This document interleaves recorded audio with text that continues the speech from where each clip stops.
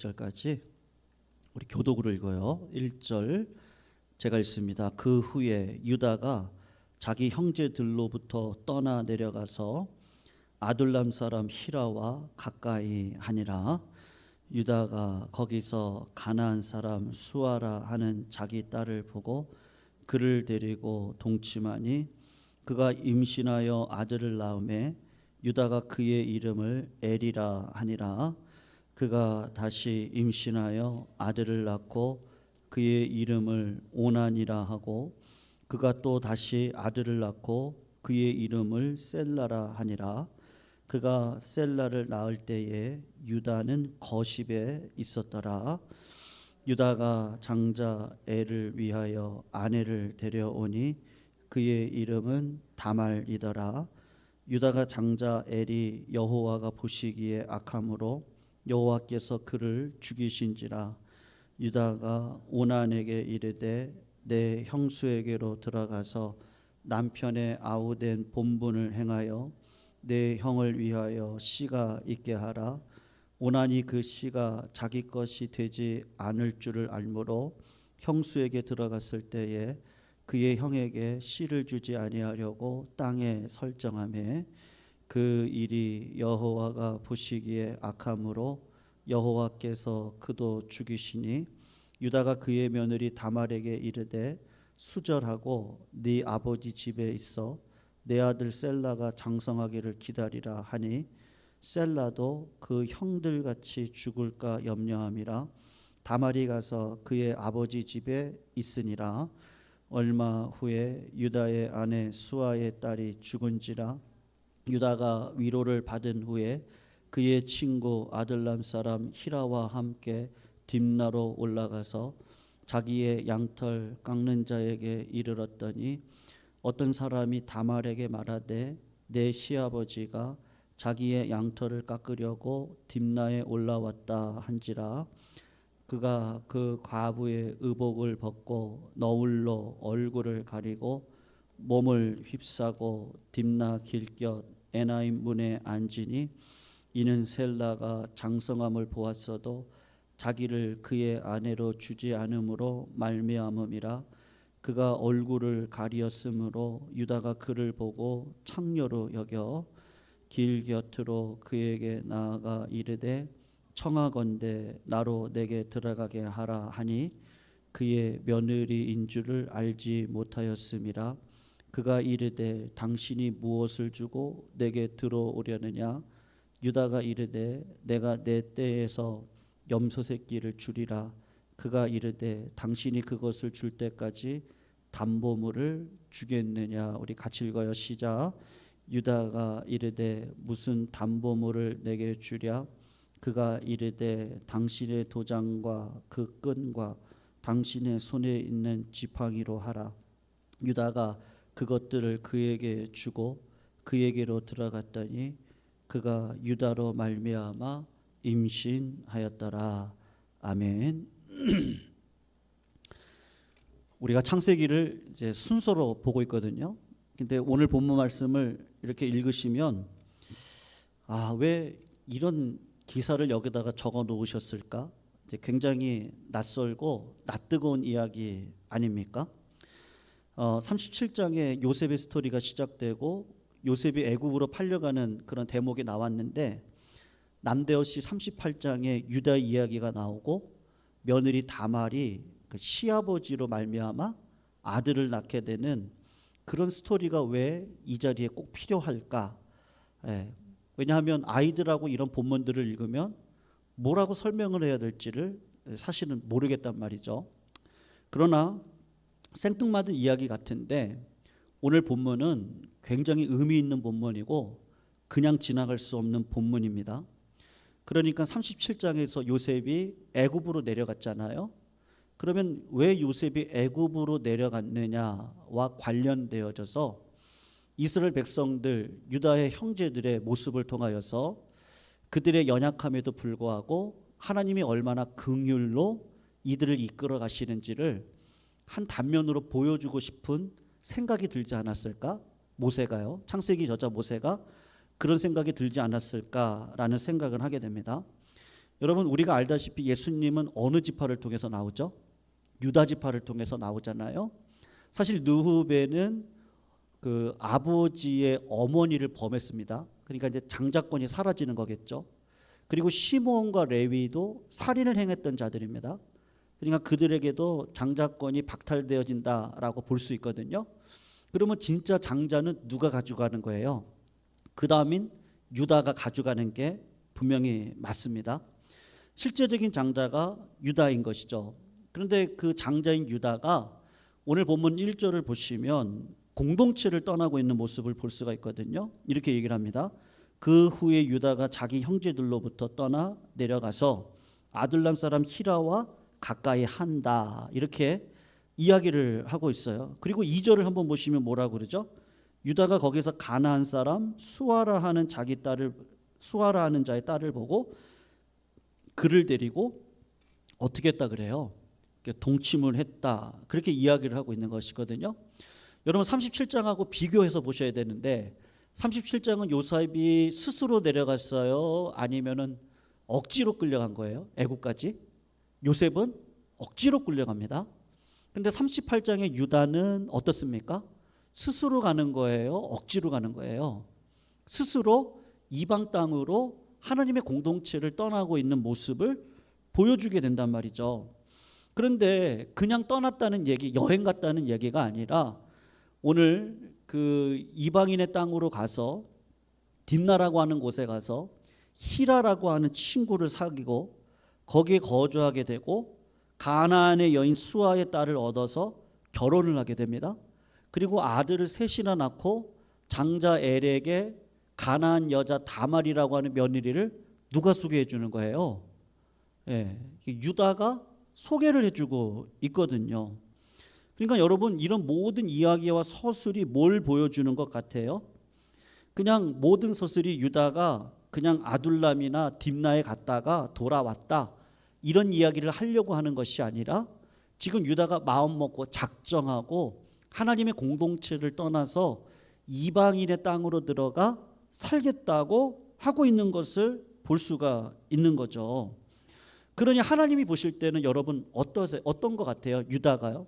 여러분 요셉을 팔았던 장본인이 누구였어요? 유다였죠. 그리고 그 요셉의 채색옷에다가 염소 새끼의 피를 묻혀가지고 아버지에게 보여드리면서 이게 요셉의 옷이 아닙니까? 그럴 때 아버지가 대성통곡을 하거든요. 아마도 형제들이 굉장히 위로를 하려고 노력을 했을 거예요. 근데 여러분 내가 범했던 실수가 우리 가정에 정말로 기억되지 않았으면 좋겠는데 계속해서 기억되어지는 아픈 상처로 남아있다면 여러분들은 어떤 마음을 가지겠어요? 그게 그 불화와 그 아픔과 그 부모님의 눈물이 나 때문이잖아요. 그러니까 유다가 그거를 감당할 수 없어서 그런지는 잘 모르겠지만 어찌됐든지 이방 땅으로 갔다는 거는 뭐예요? 회개하지 않는 거죠. 회개하지 않고 그냥 내 계획과 내 생각을 가지고 살아가겠다고 떠나고 있는 형국이란 말입니다. 그러니까 하나님께서 여러분 하나님의 공동체를 떠나면 어떻게 되는 거예요? 하나님이 복을 주실 수가 없는 거죠. 그래서 엘이라고 하는 아들이 죽게 되는 거예요. 근데 얼마나 중한 죄를 졌는지는 모르겠는데 하나님께서 오늘 본문을 보시면 엘이 하나님이 보실 때 악하기 때문에 그를 죽였다. 그렇게 이야기를 합니다. 여러분 그가 얼마나 악한지 유다 가정이 얼마나 악한지는 오난을 통해서도 알 수가 있거든요. 여러분 형이 가나안 여인 다말이라는 여자를 통해서 아이를 낳고 행복한 가정을 꿈꿨어야 되는데 하나님이 결혼과 동시에 그 아들을 죽이잖아요. 그러면 그 당시에 어떤 율법이 있었느냐 하면 형사치수제라는 게 있었어요. 그게 뭐냐 하면 그 당시는 시족 부족이잖아요. 그러니까 부족 사회입니다. 그러니까 형이 죽고 나면 그것의 모든 재물들이 다 어디로 가게 되었겠어요? 아내였던 다말로 간단 말이에요. 근데 이 다말이라는 여자가 유다 종족하고 결혼하지 않으면 그 재물은 어디로 빠져나가는 거예요? 이방 민족에게로 그 재산이나 물건들이 다 빠져나간단 말이에요. 그러니까 그런 것들을 방지하기 위해서 형사치수제라 그래가지고 우리가 지금 볼 때는 뭐 이런 법이 다 있나 그런 생각이 들지만 남동생이 있으면 그 남동생이 형수에게 들어가서 자식을 낳아주는 거예요. 그러면 그 자식은 누구의 자손들이 되는 거예요? 유다 족속이 되겠죠. 그리고 형의 상속권은 누구에게로 넘어가는 거예요? 그 자녀에게 넘어가는 거예요. 그러니까 과부인 다말의 경제권도 지켜주면서 그 상속권도 지켜주고 그리고 장자권도 이어갈 수 있도록 해주는 게 이게 형사치수제거든요.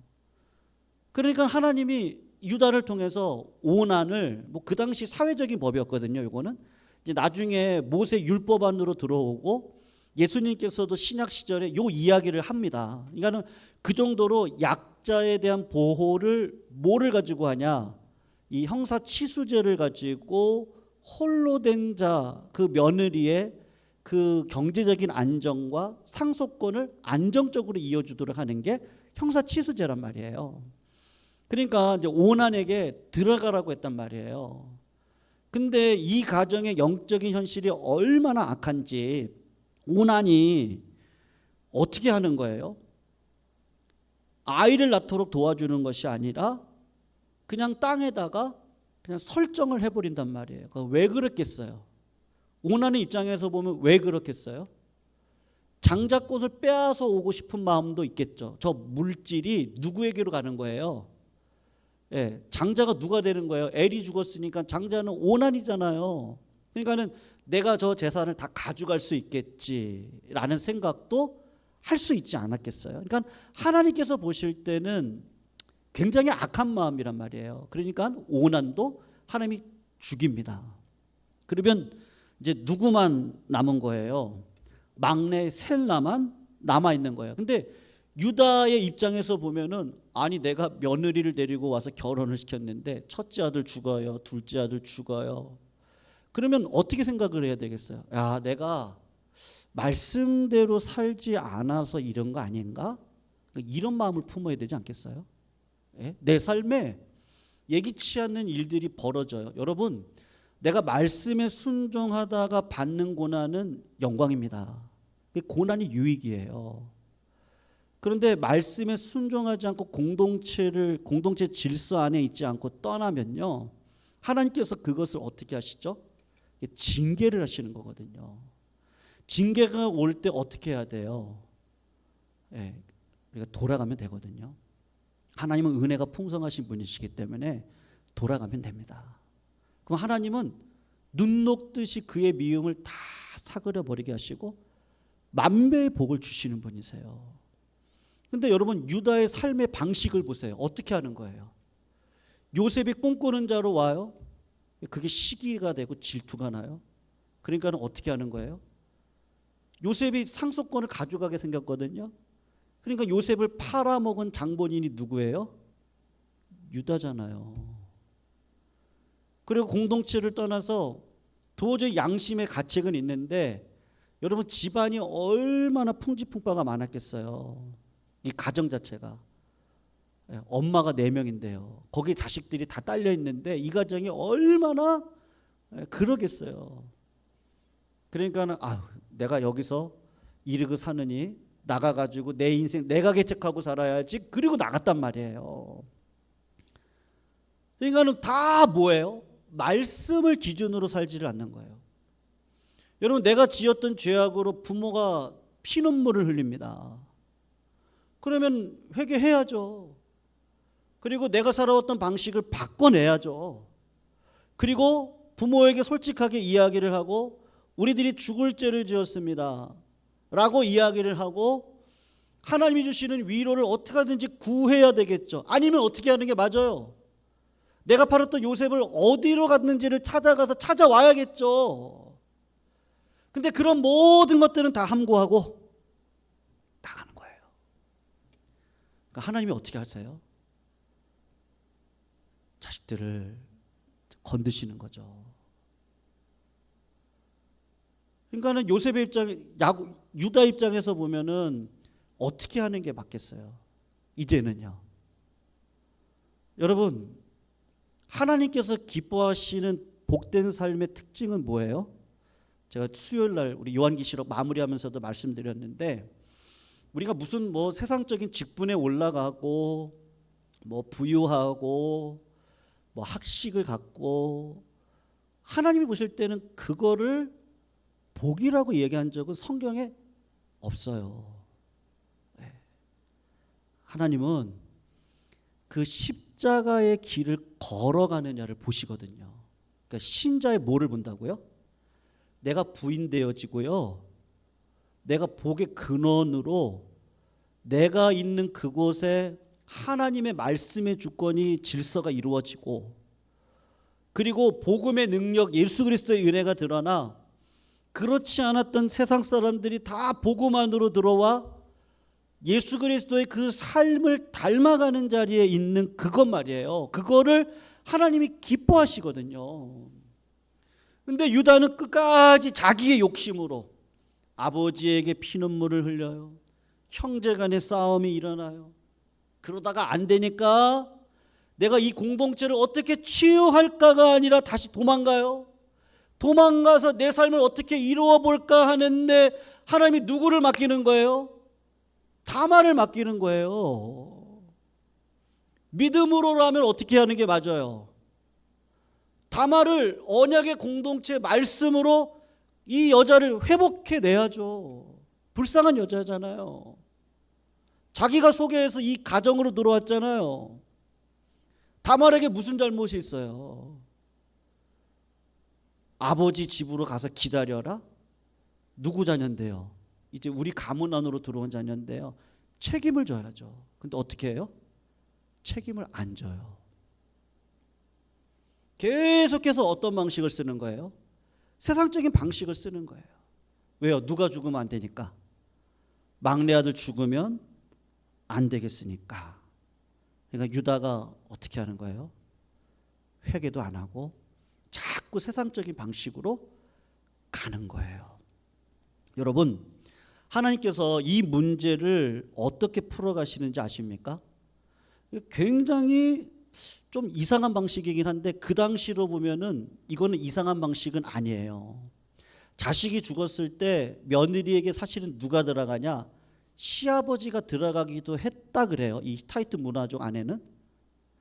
그러니까는 이런 방식도 그 사회적으로는 용납이 되어지는 방식이었었나 봐요. 그러니까는 하나님이 어떻게 풀어가시느냐 하면 다말이 들은 거예요. 아버지 집에서 시아버지가 딥나로 오게 되었다는 사실을 들었을 때, 이때가 양털을 깎는 시기거든요. 그러니까는 양털을 깎을 때 사람들한테 돈을 주고 맡기고, 그리고 유다는 이제 시간이 많은 거예요. 그랬을 때 이 다말이라는 며느리가 스스로 창녀로 변장을 해서 시아버지를 유혹해가지고 그리고 동침을 하게 된 거예요. 그랬을 때 그 동침의 조건으로 시아버지한테 요구했던 게 있는데 그게 뭐냐면 염소 새끼 한 마리거든요. 여러분, 제가 지난번에도 말씀드렸잖아요.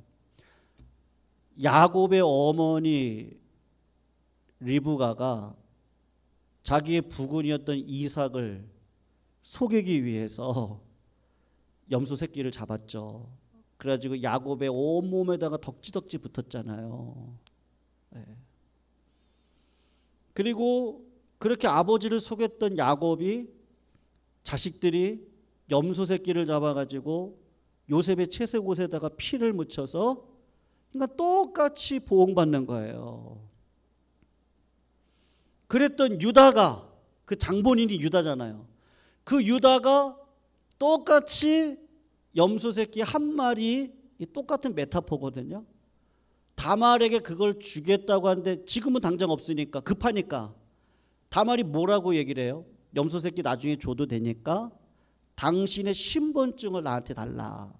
그래서 도장, 끈, 지팡이 요걸 대신 받게 되거든요.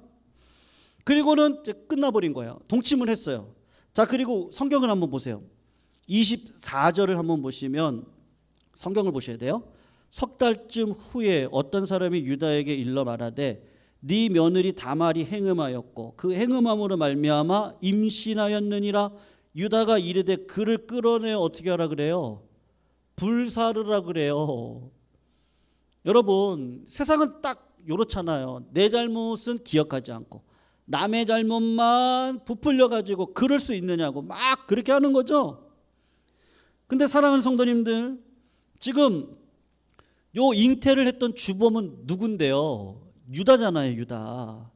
근데 유다가 그 여자를 죽이려고 끌어내서 봤더니 다말이 갑자기 자기의 신분증을 쫙 보여주면서 내가 임신을 하게 된 주체는 바로 이 사람 때문입니다 라고 딱 보니까 누구 거예요? 자기 거예요. 자기 도장, 자기 지팡이, 자기 노끈 다 자기 거예요. 그래서 유다가 했던 말이 뭔지 아십니까? 이렇게 얘기했거든요. 그는 나보다 의롭도다. 그렇게 이야기를 했어요. 그리고 유다가 어떻게 하죠? 이제 그때 가서 다말을 책임을 지는 거예요. 그러니까 회개를 하는 거예요. 요때 가가지고 회개를 합니다. 여러분, 하나님께서 공동체를 살리는 방식이 있거든요. 성도님들이 가정을 살릴 때 어떤 방식으로 살리셔요? 여러분, 사람의 힘으로는 안 됩니다. 여러분, 자식을 물질로 키울 수 있어요? 안 될걸요. 목회가 세상의 어떤 권력으로 되나요? 안 돼요. 안 돼요. 우리가 착각하시면 안 돼요. 사람의 맨파워로 된다고요? 절대 안 돼요. 그렇지 않아요. 하나님께서 우리들에게 요구하시는 게 뭔지 아세요? 상황마다 어떻게 내가 말씀으로 풀어낼까? 세상의 방식 말고요. 그건 진짜 있어도 되고 없어도 돼요. 근데 진짜 있어야 되는 건 뭐예요? 하나님이 계셔야 돼요. 하나님이요. 하나님이 함께 하시면 우리들의 삶의 방향이 어디로 가는지 아십니까? 반드시 복의 근원으로 가게 되어져 있어요. 이게 무슨 말이냐? 여러분, 요셉이 보디발의 집에 갔잖아요. 요셉이 감옥으로 들어갔잖아요. 그때 무슨 용어가 나오냐면 하나님이 함께 하심으로 그가 무엇을 하든지 형통했다 그랬거든요. 그 형통이 뭐겠어요? 요셉이 가니까 갑자기 보디발의 집이 부자가 된 거예요? 그런 얘기 하려고 하는 게 아니에요. 그 원문을 자세히 보시면 요셉에게 있는 삶의 그 지향점이 뭐냐? 요셉을 보면요, 항상 타인 중심의 삶을 살아가는 어떤 성실함과 하나님을 향한 깨끗함을 가지고 있단 말이에요. 그러니까는 요셉을 보면 믿을 만한 거예요. 신뢰할 만한 거예요.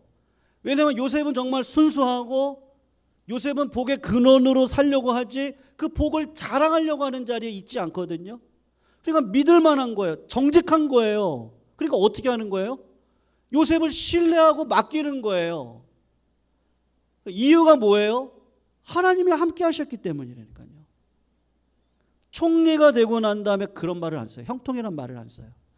이상하게도 보디발의 집에 있을 때, 그리고 감옥에 갇혀 있을 때, 그때 창세기는 형통이란 단어를 쓰거든요.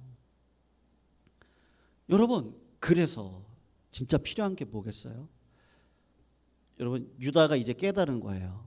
뭐를요? 내가 나를 부인하고 십자가를 지는 방식으로 삶을 살아오지 않았구나. 요셉의 꿈을 빼앗으려고 했어요. 형제들 간의 시기와 질투 가운데 빼앗으려고 그랬어요. 그리고 그걸로도 안 되니까 재산 갖고 나와서 이방 땅에서 살면서 그냥 떵떵거리고 살려고 그랬어요. 근데 하나님이 어떻게 하시는 거예요? 자꾸 오히려 다말이라는 여자는요, 그냥 아버지 집에 갔으면 어떻게 하면 돼요? 자기 마음대로 살면 돼요. 근데 다말은 신기하게도 이 언약의 가치를 기억하고 이 유다 집안을 통하여서 메시아가 나올 걸 뭐 이해했는지 어떻는지는 모르겠는데 내가 이 가정에 한번 결혼해서 들어왔잖아요. 그러니까 나는 수절하리라.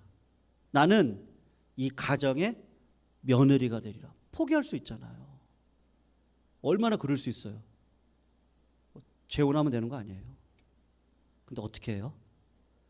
이 가정에 어떻게 하든지 들어가서 씨를 받아내는. 여러분 유다 집안을 통해서 누가 나온다고요? 예수 그리스도가 나오는데 우리는 뭐로 해석할 수 있어요? 이 여자가 진짜 믿음이 있구나. 믿음이 있는 한 여인을 통하여서 유다의 그 악함을 폭로시키고 그리고 유다가 지금까지 살아왔던 죄를 회개하고 내 며느리가 의롭습니다.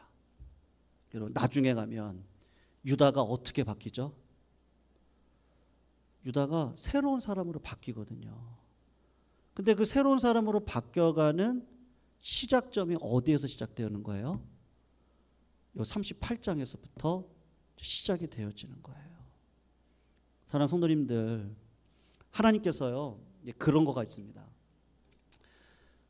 말씀에 순종하면 복 받아요, 안 받아요?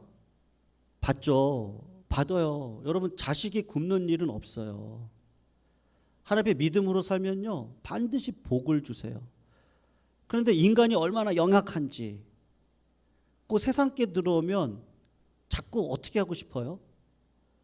내가 좀 낫다는 것을 보여주고 싶거든요. 그게 유다예요. 우리는 그런 인생이거든요. 우리는 다 그래요. 우리는 하나님이 우리를 붙들어 주시니까 그렇죠. 여러분 유다처럼 마음대로 살 수 있는 물질이 있고 마음대로 살 수 있는 힘이 있고요. 그렇게 살았더니 뭐가 되는 거예요? 그 가정에 어려움만 있을 뿐이에요. 근데 요셉을 생각해 보세요. 요셉은 마음대로 살지 못했어요. 오히려 고난의 가운데 있었어요. 어려움 속에 환난 가운데 있었어요. 근데 요셉은 누가 있었던 거예요? 하나님이 계셨잖아요. 하나님이 있는 인생이 오히려 나중에 가서 보니까 어떤 인생이에요? 형들을 용서하는 자리에 세움받아 어떻게 해요? 십자가를 지고 내가 총리니까 마음대로 할 수 있는데 그래 너도 한번 당해봐라 이럴 수 있지 않겠어요? 근데 요셉은 어떻게 해요? 끝까지 어떻게 살까를 어디에다가 두는 거예요? 말씀에 두는 거예요. 보디발의 아내가 유혹할 때도 내가 눈 한 번 감으면 편하게 살 수 있죠. 근데 아니요.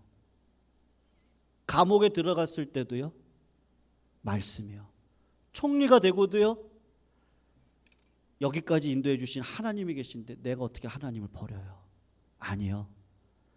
자기 가족들을 끌고 왔을 때도요. 어떻게 해요? 당신들은 이집트 수도 안에 살지 마십시오. 저 고센이란 땅으로 가셔서 하나님이 반드시 여기서 출애굽하여 가나안 땅으로 인도해 가실 겁니다. 여러분 요셉의 특징은 뭐예요? 늘 어떻게 살릴까? 어떻게 회복할까? 어떻게 주의 나라를 이룰까? 어떻게 주의 의를 이룰까? 그러려면 누가 희생해야 되는데요? 내가 희생하는 수밖에 없어요. 근데 유다는 늘 어땠어요? 어떻게 빼앗아 먹을까? 어떻게 저것을 내 것으로 만들까? 내가 빼앗은 이 장자권을 가지고 이방 나라 가서 살면 안전하겠지. 아니요. 우리 하나님은 그런 유다조차도 어떻게 하세요? 다말이라는 믿음의 여인을 통해서 보잘것없는 여인입니다. 근데 그 여인을 통해서 이 가문에 회개의 은혜를 주시고 유다가 회복되어지는 은혜를 주시는 거예요. 사랑하는 성도님들, 우리의 인생은 어떻습니까? 요셉 같아요? 유다 같아요? 저는요, 객관적으로요. 저는 유다 같아요. 그런 나를 참아내시고 여기까지 인도해 주신 하나님의 은혜가 얼마나 감사한지 모르겠어요. 그래서 요새 솔직한 성경을 이렇게 읽다 보면요, 아니 어떻게 제가 시편 23편 지난 주일날 설교했잖아요. 야, 양인데 어떻게 내가 부족함이 없다고 이렇게 고백할 수 있지? 왜냐면 저는 아니거든요. 때로는 불안할 때가 있어요. 저도. 제가 사도행전을 읽다가 이번 주에는요, 아니 어떻게 베드로가 감옥에 들어가서 이렇게 쿨쿨 잠을 자지? 어떻게 할 정도래요. 천사가 그냥 그 옆구리를 막 차요. 일어나라고. 아니 어떻게 저렇게 믿음이 저런 믿음일까? 너무 부럽고, 하나님 그 진리를 저한테도 좀 주세요. 내가 진짜 하나님만으로 만족하나요? 여전히 인생의 그 관계를 가지고 제가 살아가나요? 제가 오늘 말씀 준비하면서 여전히 저는 유다네요. 아버지, 저에게도 다말과 같은, 그 다말은 예수 그리스도 아니겠어요? 그 예수 그리스도를 정말 정면으로 만날 수 있는 은혜를 주십시오. 그 하나님의 얼굴을 뵐 수 있는 은혜를 주셔서 내가 진짜 하늘 권세 가지고 이 땅을 살아낼 수 있는 그 믿음의 종착점까지 잘 갈 수 있는 은혜를 주세요. 그 가난한 마음이 자꾸 들어오더라고요. 여러분, 오늘도 우리는 이 세상의 우상을 따라 살아가면 절대로 안 됩니다. 그럴수록 어려움만 증대될 뿐입니다. 아무리 힘들고 어려워도 믿음으로 살며 반드시 그 고난의 과정 속에서 우리를 복된 길로 인도해 내실 줄로 믿습니다. 우리 그러한 믿음의 고백을 같이 하면서 오늘 이 찬양 우리 두 곡 같이 부르고 함께 기도하면서 나아가시면 좋겠어요.